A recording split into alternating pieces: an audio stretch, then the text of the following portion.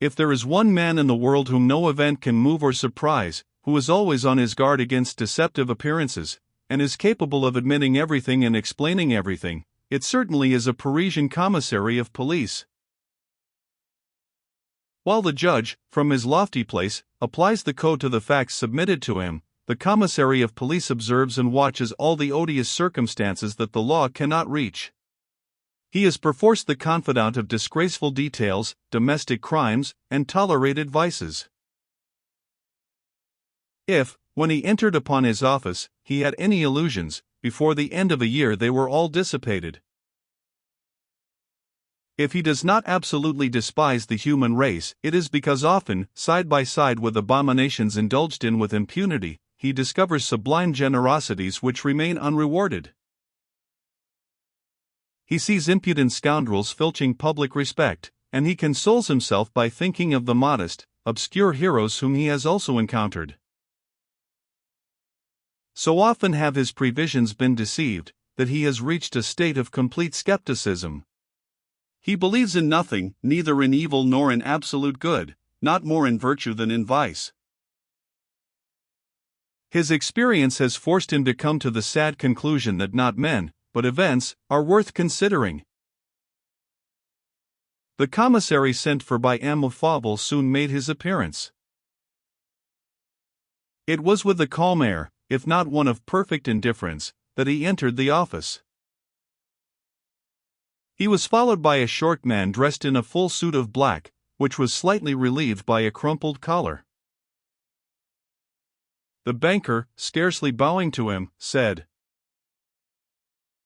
"Doubtless, monsieur, you have been apprised of the painful circumstance which compels me to have recourse to your assistance?" "It is about a robbery, I believe." "Yes, an infamous and mysterious robbery committed in this office, from the safe you see open there, of which my cashier," he pointed to Prosper, "alone possesses the key and the word." This declaration seemed to arouse the unfortunate cashier from his dull stupor. "Excuse me, monsieur," he said to the commissary in a low tone. "My chief also has the word and the key." "Of course, that is understood." The commissary at once drew his own conclusions. Evidently these two men accused each other. From their own statements, one or the other was guilty. One was the head of an important bank, the other was a simple cashier. One was the chief, the other was the clerk. But the commissary of police was too well skilled in concealing his impressions to betray his thoughts by any outward sign. Not a muscle of his face moved. But he became more grave, and alternately watched the cashier and Emile, as if trying to draw some profitable conclusion from their behavior.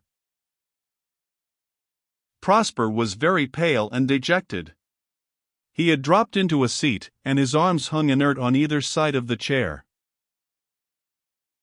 The banker, on the contrary, remained standing with flashing eyes and crimson face, expressing himself with extraordinary violence. "And the importance of the theft is immense," continued Emile. "They have taken a fortune, 350,000 francs. This robbery might have had the most disastrous consequences. In times like these, the want of this sum might compromise the credit of the wealthiest banking house in Paris." "I believe so, if notes fall due." "Well, monsieur, I had this very day a heavy payment to make." "Ah, really?" There was no mistaking the commissary's tone. A suspicion, the first, had evidently entered his mind. The banker understood it. He started, and said, quickly, "I met the demand, but at the cost of a disagreeable sacrifice. I ought to add further that, if my orders had been obeyed, the 350,000 francs would not have been in." "How is that?" "I never desire to have large sums of money in my house overnight. My cashier had positive orders to wait always until the last moment before drawing money from the Bank of France. I above all forbade him to leave money in the safe overnight. You hear this, said the commissary to Prosper. Yes, monsieur, replied the cashier, M. Fauvel's statement is quite correct. After this explanation, the suspicions of the commissary, instead of being strengthened, were dissipated. Well, he said, a robbery has been perpetrated, but by whom? Did the robber enter from without? The banker hesitated a moment. I think not, he said at last. And I am certain he did not, said Prosper. The commissary expected and was prepared for those answers, but it did not suit his purpose to follow them up immediately. However, said he, we must make ourselves sure of it. Turning toward his companion. Emile Fanferlot, he said, go and see if you cannot discover some traces that may have escaped the attention of these gentlemen. Emile Fanferlot, nicknamed the Squirrel, was indebted to his prodigious agility for this title, of which he was not a little proud. Slim and insignificant in appearance, he might, in spite of his iron muscles, be taken for a bailiff's under clerk, as he walked along buttoned up to the chin in his thin black overcoat. He had one of those faces that impress us disagreeably, an odiously turned-up nose, thin lips, and little, restless black eyes. Fanferlot, who had been on the police force for 5 years, burned to distinguish himself, to make for himself a name. He was ambitious. Alas! He was unsuccessful, lacking opportunity or genius. Already, before the commissary spoke to him, he had ferreted everywhere, studied the doors, sounded the partitions, examined the wicket, and stirred up the ashes in the fireplace. I cannot imagine, said he, how a stranger could have effected an entrance here. He walked around the office. Is this door closed at night? He inquired. It is always locked. And who keeps the key? The office boy, to whom I always give it in charge before leaving the bank, said Prosper. This boy, said Emile Fauvel, sleeps in the outer room on a sofa bedstead, which he unfolds at night, and folds up in the morning. Is he here now? Inquired the commissary. Yes, monsieur, answered the banker. He opened the door and called.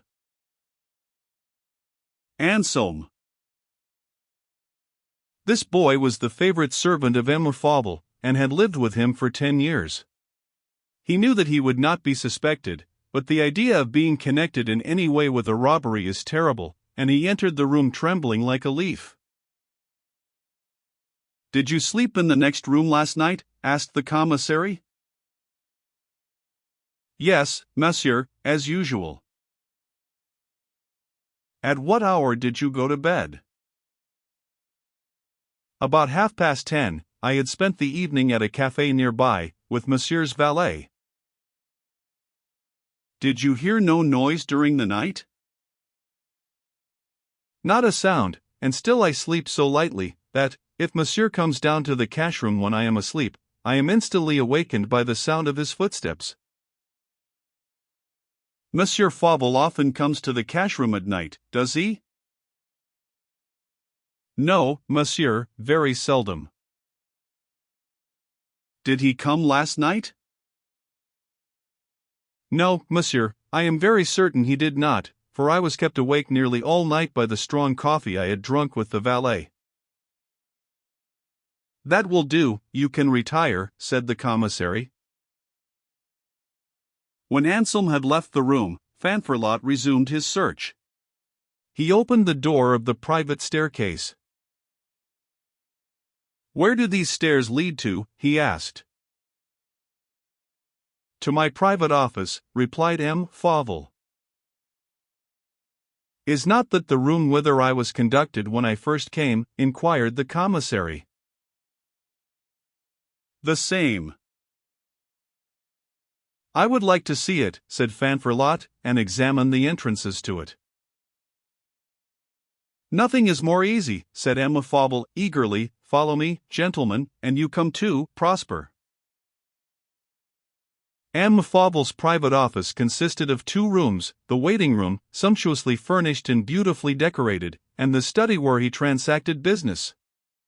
The furniture in this room was composed of a large office desk, several leather-covered chairs, and, on either side of the fireplace, a secretary and a bookshelf. These 2 rooms had only 3 doors, one opened on the private stairway, another into the banker's bedroom, and the third into the main vestibule.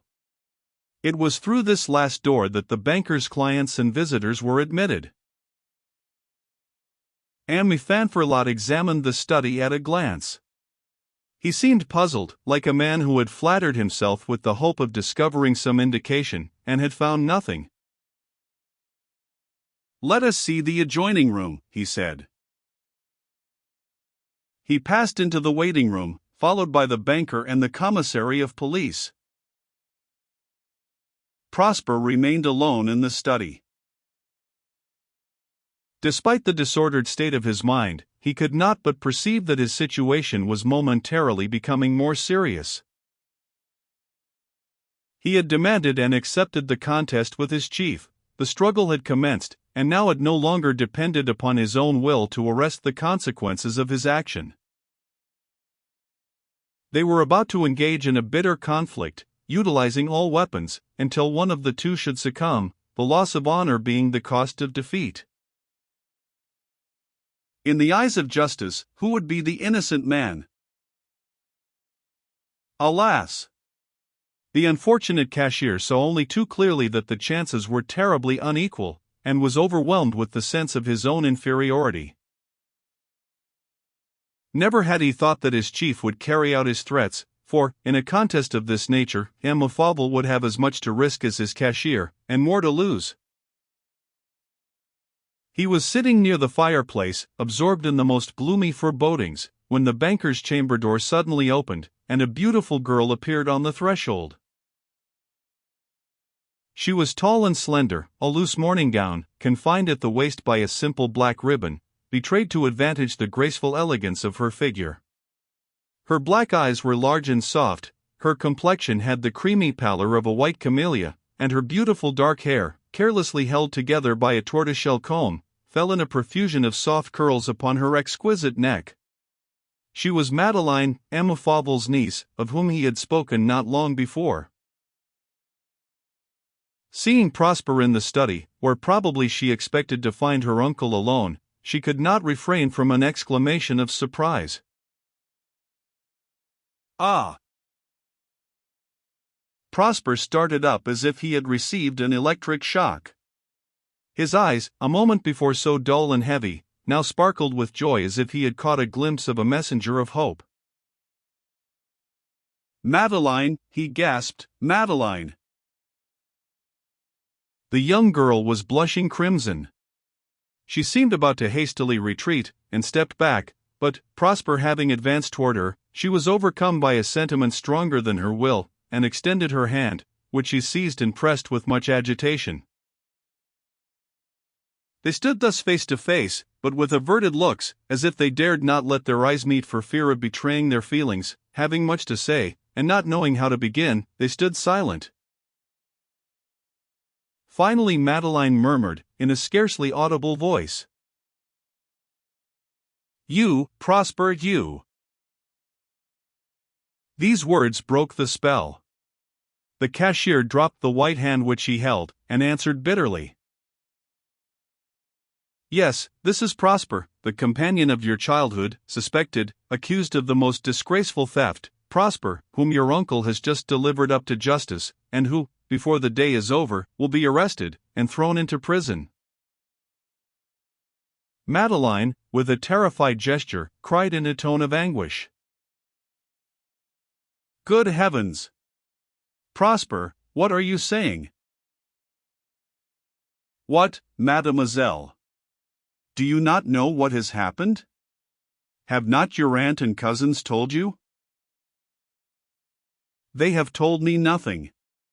I have scarcely seen my cousins this morning, and my aunt is so ill that I felt uneasy, and came to tell uncle.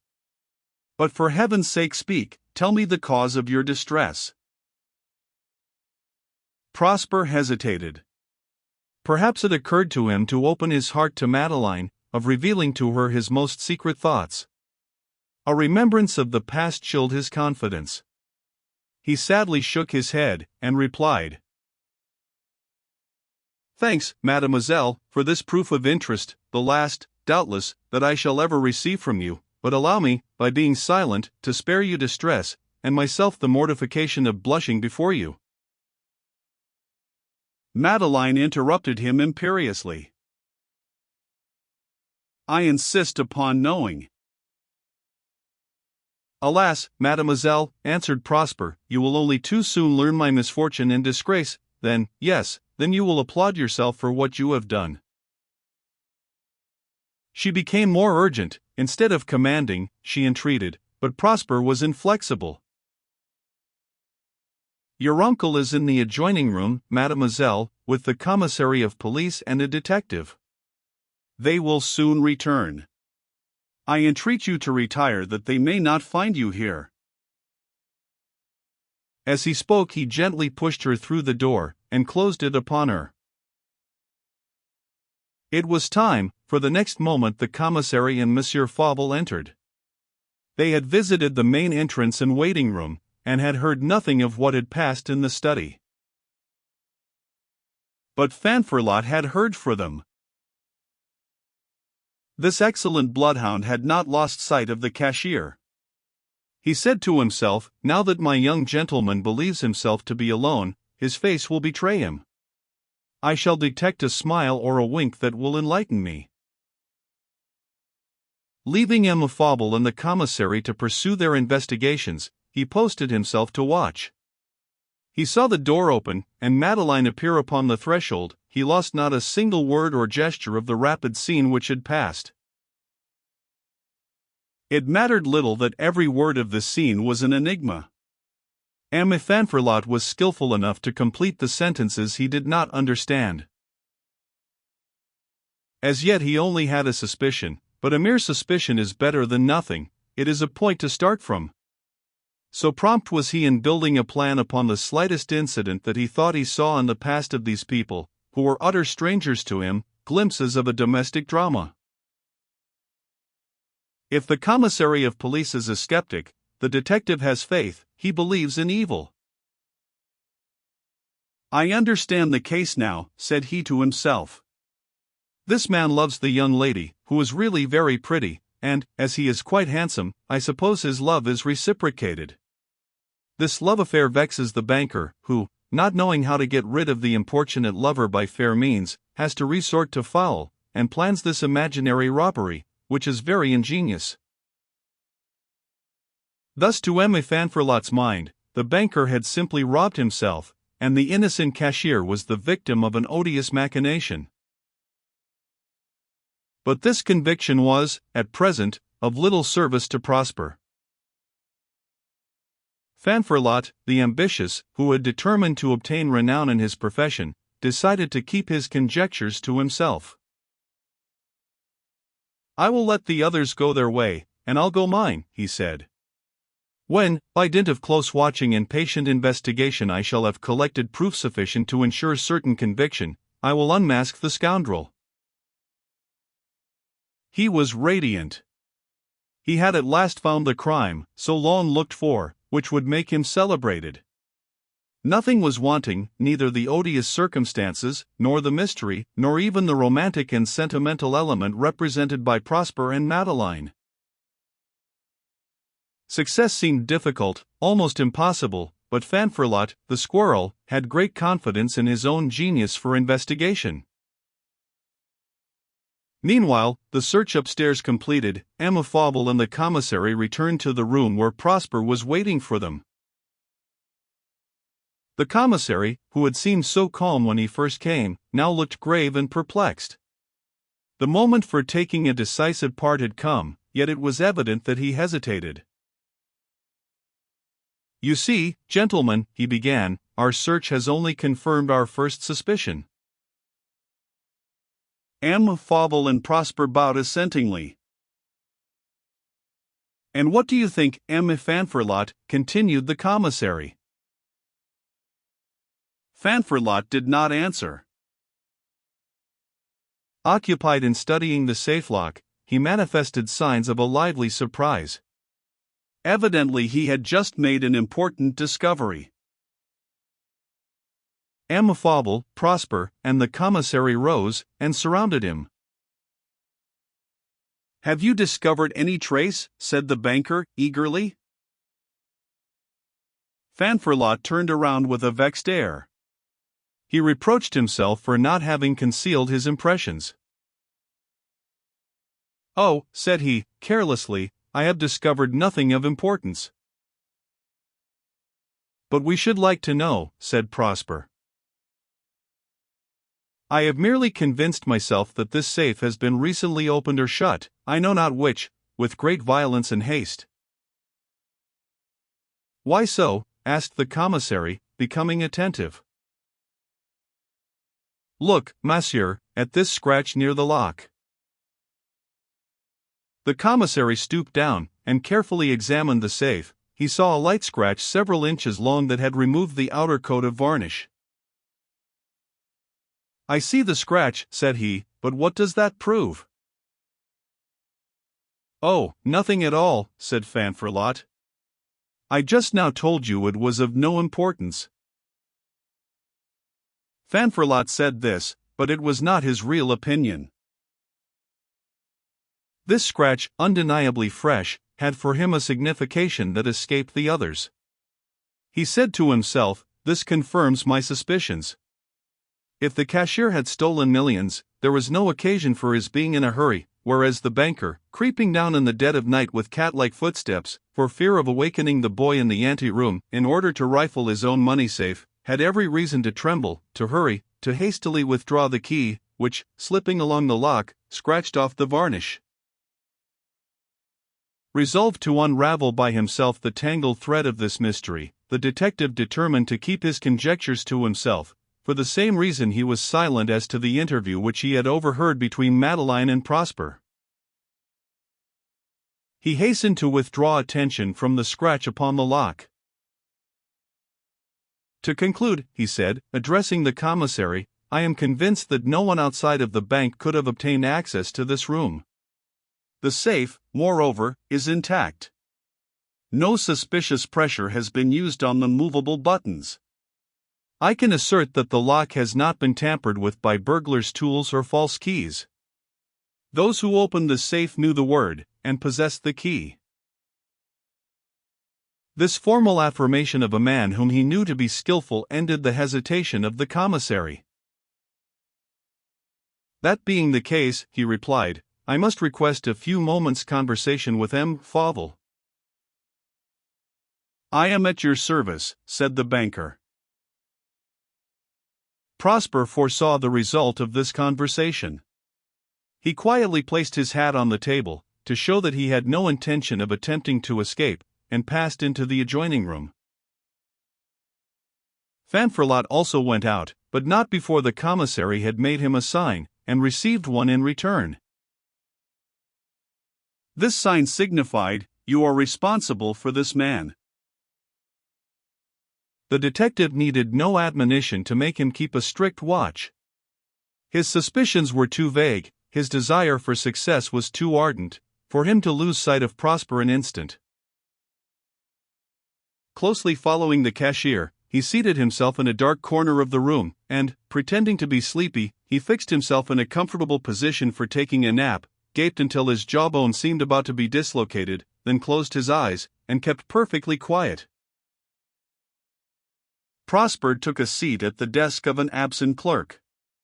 The others were burning to know the result of the investigation, their eyes shone with curiosity, but they dared not ask a question.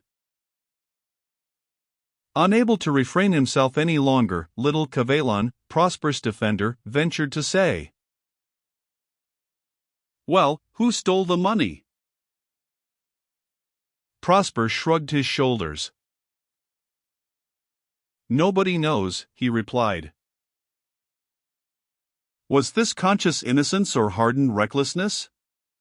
The clerks observed with bewildered surprise that Prosper had resumed his usual manner, that sort of icy haughtiness that kept people at a distance, and made him so unpopular in the bank.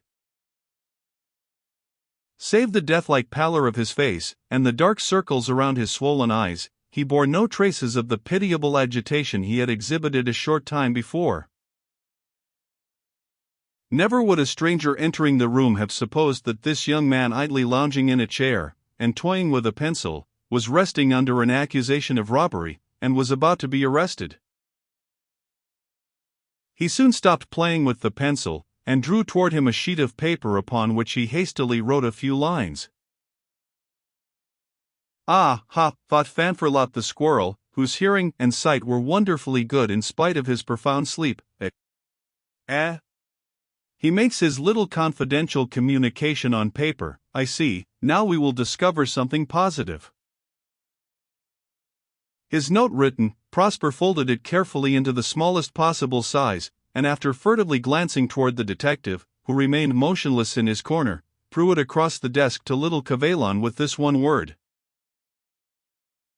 "Gypsy."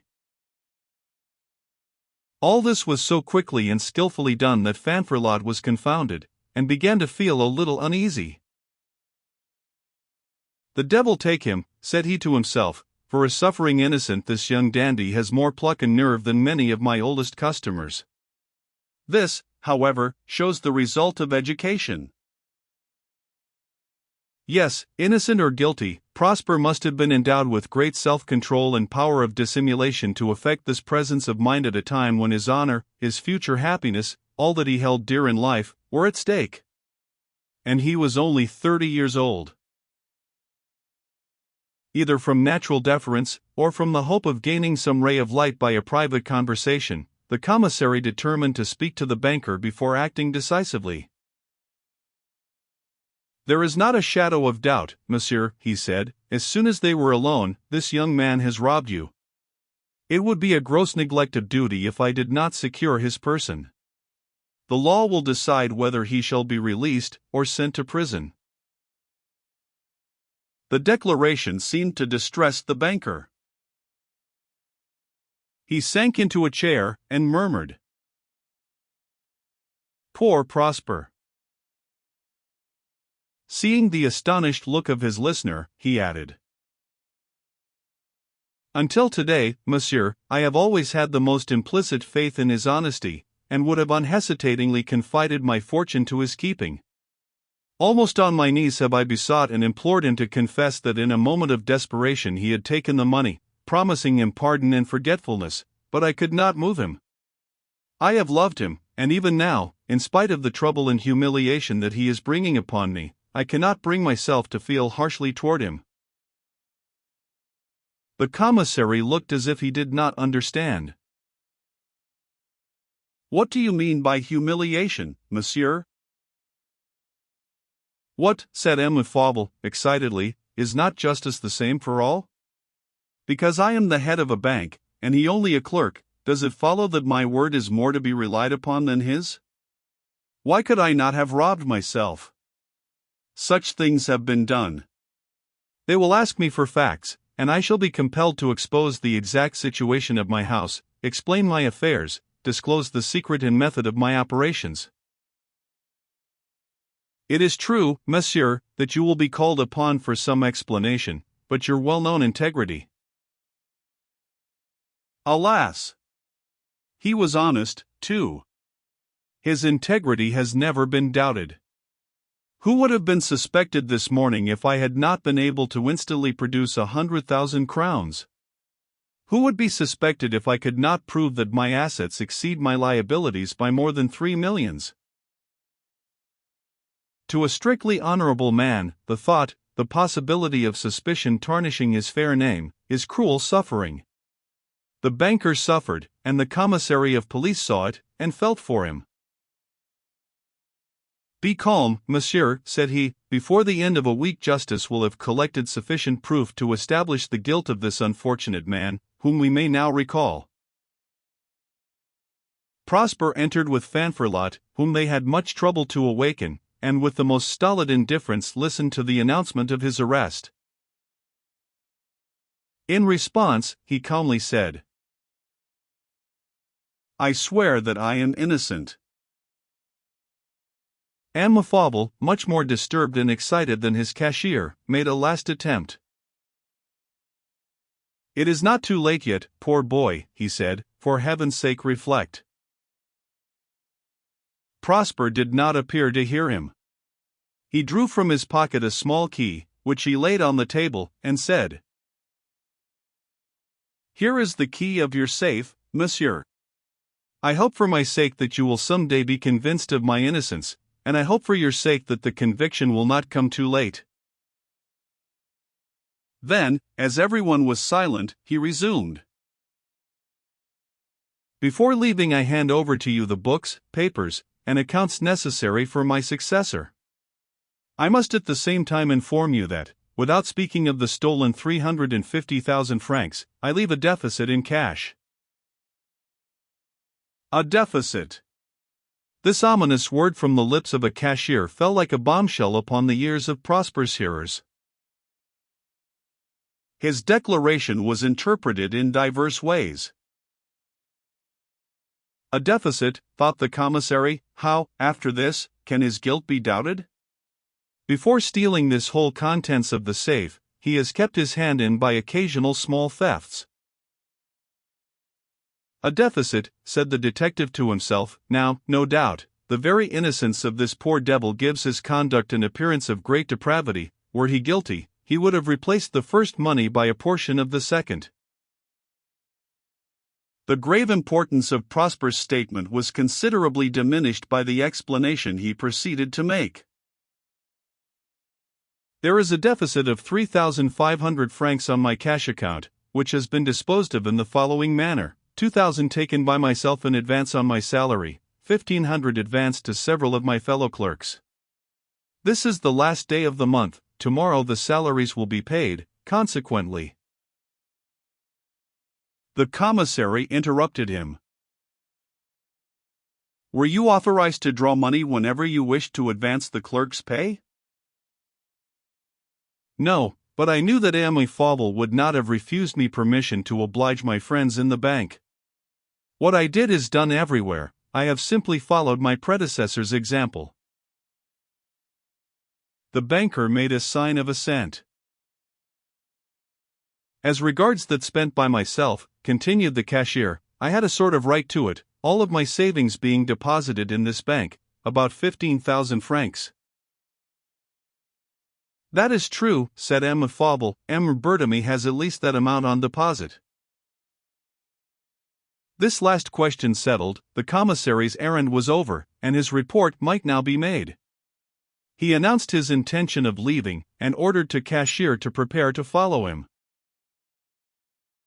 Usually, this moment when stern reality stares us in the face, when our individuality is lost and we feel that we are being deprived of our liberty, this moment is terrible.